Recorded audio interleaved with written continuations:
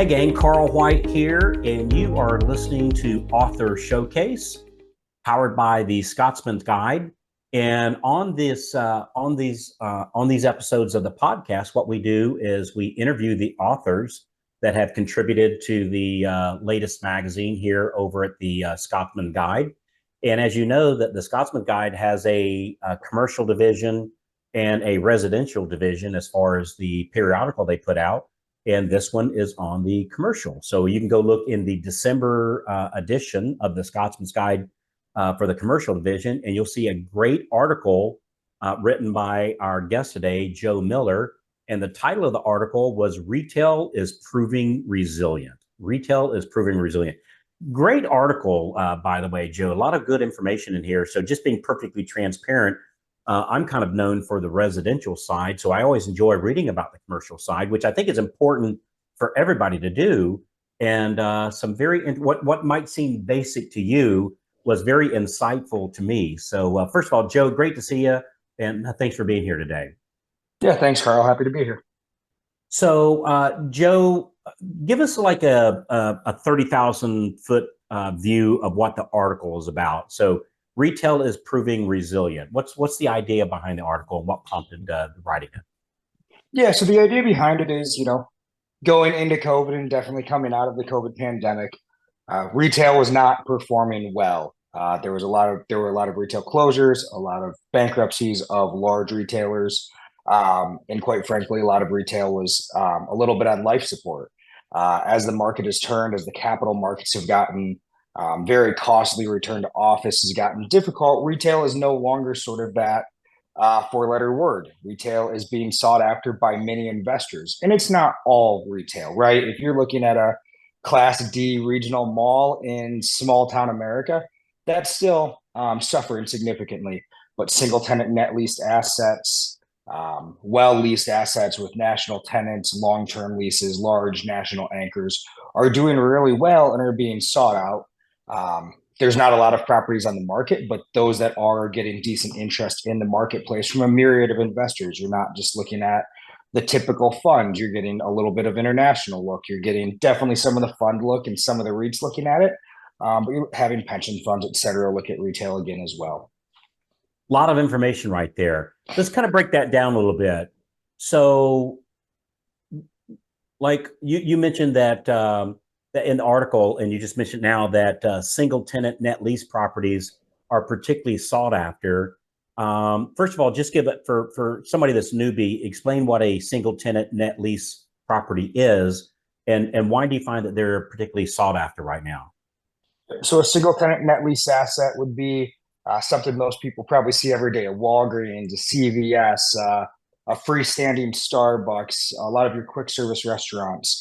So truly one tenant in the building, typically purpose built for them and on a long-term lease. Typically those built to suit leases are no less than 10 years and typically 15 to 20 years of base term with a national credit tenant. So again, your Walgreens, your McDonald's, your Starbucks, where a buyer knows that there's a pretty good surety of payment. So they're really looking at just buying a cash stream from that tenant. And then the tenant on those leases is taking care of all the expenses. So they're paying taxes, insurance, maintenance, et cetera. So it's really a low to no cash flow expense deal for a landlord. They're just cashing a check from the tenant. A lot of investors will look at them a little akin to an annuity based on the tenant's credit. Yeah, I saw that when in the article you mentioned it's you get one of these long-term, like a single tenant from a very nationwide established business. It's almost more like a corporate bond than anything, which is a great way of looking at it. So you also mentioned in the article that grocery anchored centers are a particularly stable investment opportunity. Why is that? So grocery had obviously proved to be very strong throughout the pandemic, but many investors believe that grocers can still prove to be relatively e-commerce resilient. You of course have people that are going to order online, but you also have people that use grocery stores for e-commerce. They'll do their grocery order online and pick up, but you're still getting goods through stores. You still have people in stores. It happens to all of us. You do your grocery pickup online and you go, I forgot to do something. Let me move my car out of the pickup spot, run inside for a quick pickup, and you spend 15, 20 minutes picking up other items in the grocery store. So they always drive a lot of traffic to the centers. Yeah, I Now, guess. I'm sorry, I was going to say it needs to be more of a national grocer. If you've got a mom and pop grocer or a single location grocery store, that's a lot different than, your larger grocery anchored national grocers. So you'd much rather have a Whole Foods than Carl's Corner Market, per se. Correct. Just a stability issue. Correct. Yeah, I think it's going to be a challenge. Like when you look at in the article, you mentioned that the whole e-commerce thing has been just really cut the legs out of a lot of strip malls, and that people still want to buy strawberries and oranges and a gallon of milk at the corner store. Now, so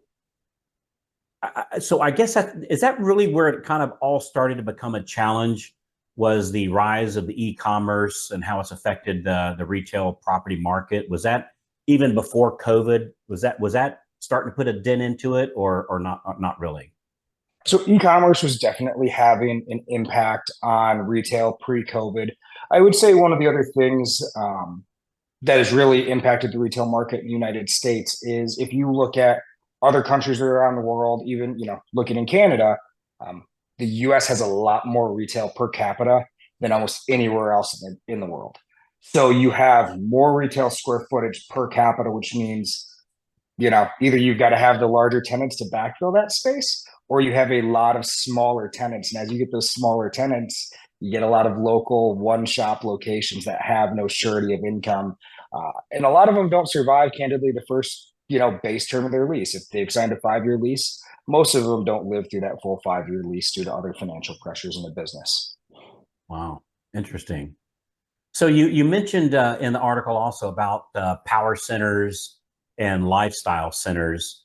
What exactly define those? What is a power center? What is a lifestyle center? And what are the key value drivers for each of those? Yeah, so typically a power center will be it'll be a lot of your larger retailers. So you'll see them off of major thoroughfares. They'll have your larger tenants like Kohl's, TJ Maxx, Marshalls, and they'll have some brands like some lower price brands like Five Below, but it's typically larger box stores. Maybe there'll be a few smaller 3 to 7,000 square foot tenants in there, but it's a lot of larger tenants. And then as that center performs well, you'll start to see the landlord or another developer develop the outlots. And they'll put in a Starbucks. They'll put in, the typical quick service restaurants that you see.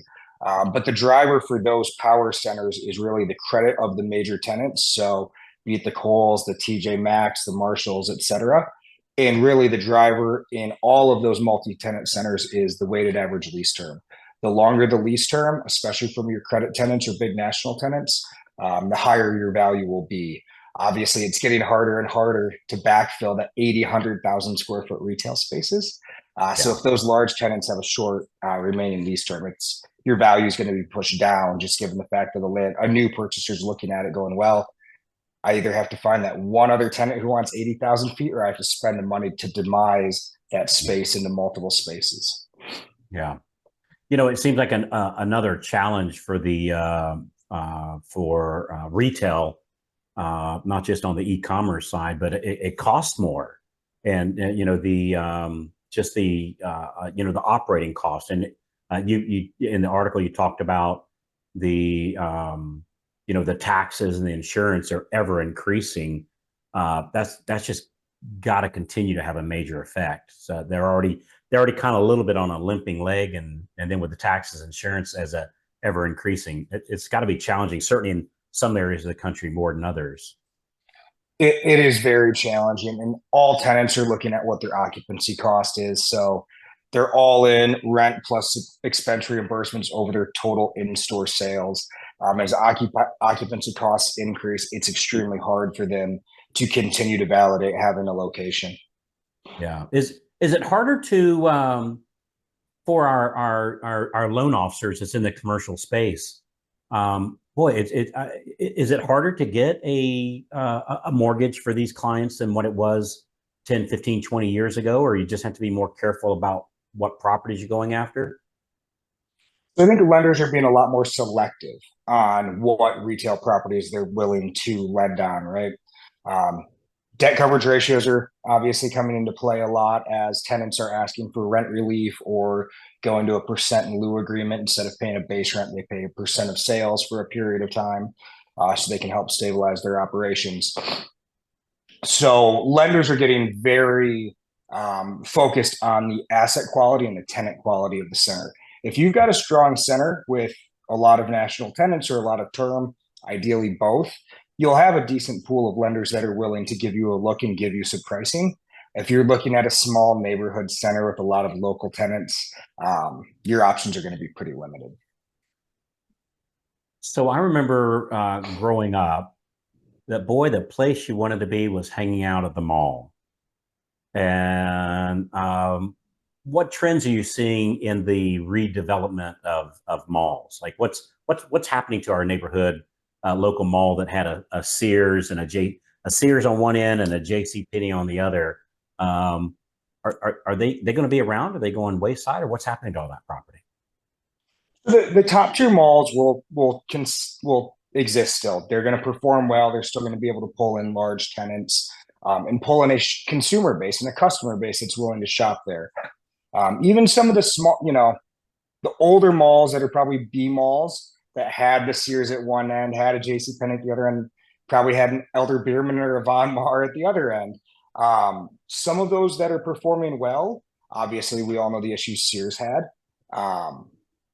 Landlords or have been able to redevelop the Sears boxes into other uses. I've seen cases in which medical users have come in and repurposed the Sears into a medical use. They've got a large medical campus nearby. They outgrew that space and needed to expand. And quite honestly, the quickest and best option, rather than trying to build from ground up, get all the permitting, etc., was to take the existing Sears box, do some reconfiguration. Obviously, you don't want to have a door into the mall, so reconfigure the exterior of that space, but it gives them a two-story, 80 to 130, 140,000 square foot space in which they can build out true clinic or medical office space. And it gives them a pretty quick opportunity to move in. Some other malls, unfortunately, we've seen developers have come in and bought an anchor and have tried to redevelop the anchor into multifamily. A lot of those have run into issues. You never want to see the developer close on that anchor and start talking about redevelopment until they've figured out that all of the reciprocal easement agreements with all of the other in-place tenants have been either waived or have been removed. Because if you have a reciprocal easement agreement that says, hey, we have to have this many anchors in and it has to be retail, most of those retailers are going to prevent you from redeveloping another use. They want to have that adjacent and complementary retail user, not 200 apartment units per se, even though in the long run, having those 200 units may be more beneficial in the long term. There's not enough proof out there to say that, hey, maybe having those 200, 250 apartment buildings is better than having one story of a former Sears be occupied and the second floor be vacant. Mm-hmm. You when you talk about these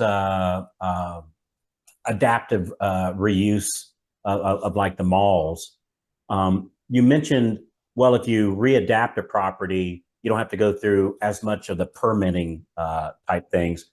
How does the cost compare to that? Like if I tore it down and built an apartment complex, or and not looking at the permitting, but just the out and out cost of it, is it cheaper to raise it and start over, or is it cheaper to take what's there and reallocate it?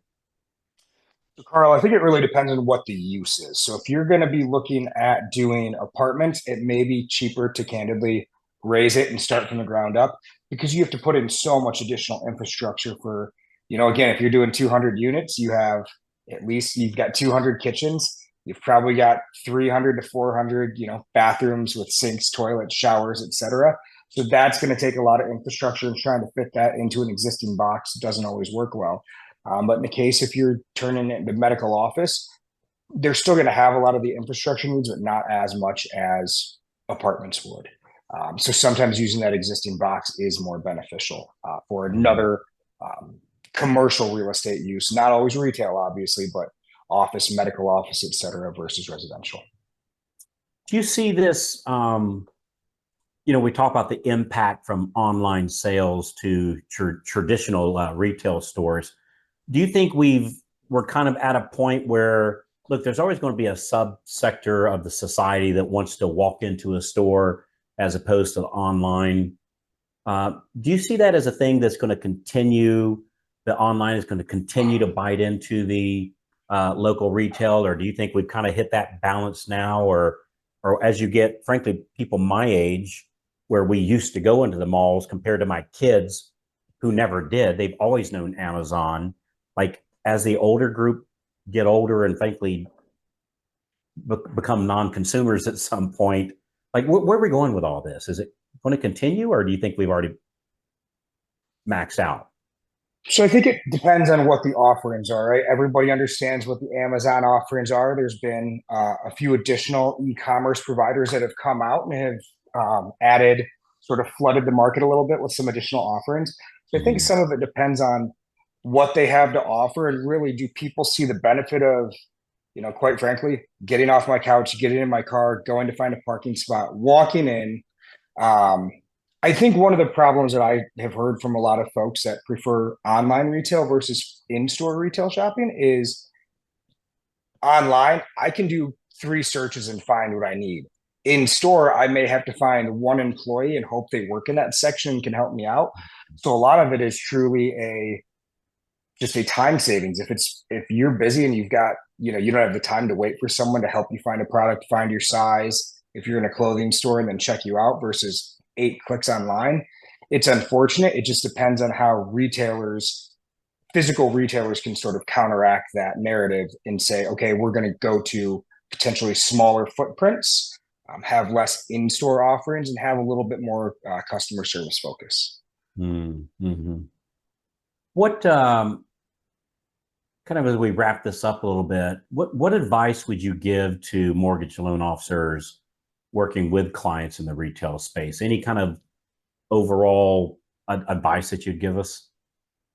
Yeah, so the thing that I always say when I'm looking at retail properties and always want to know is, if you have tenants that are reporting sales, you want to see a 3-year trend of those sales. Are they going up? Or are they going down?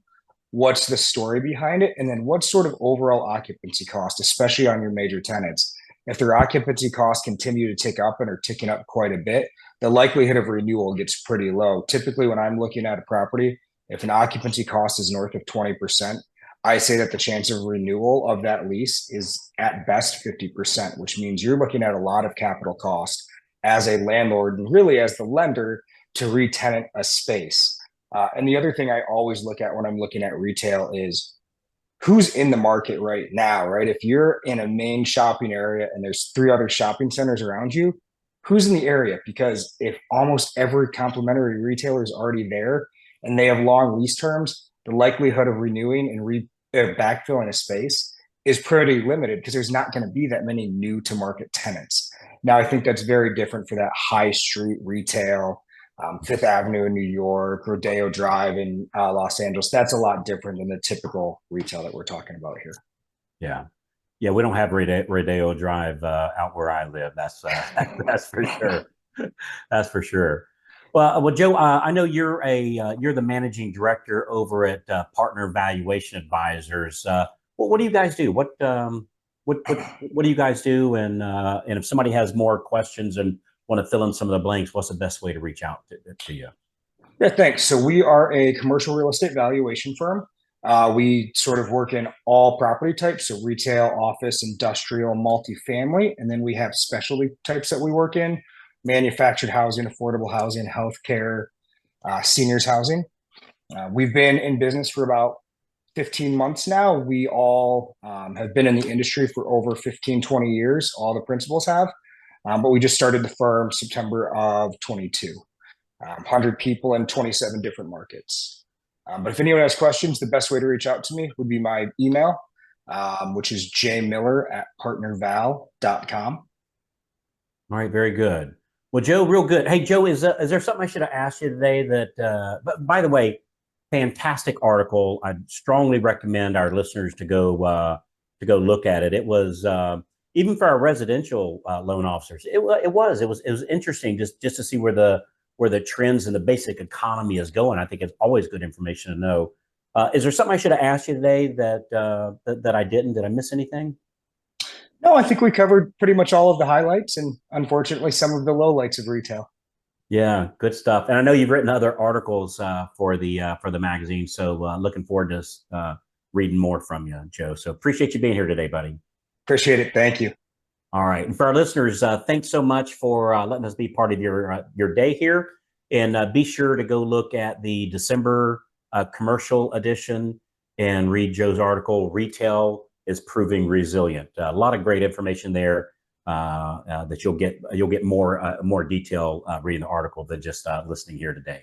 So appreciate it. One thing that we do ask is we appreciate the reviews. Let us know what we could do better, and forward this episode to three of your favorite loan officer friends. Thanks again, everybody. On behalf of the Scotsman's Guide, my name is Carl White. Great talking with Joe Miller today, and we'll see you on the next episode.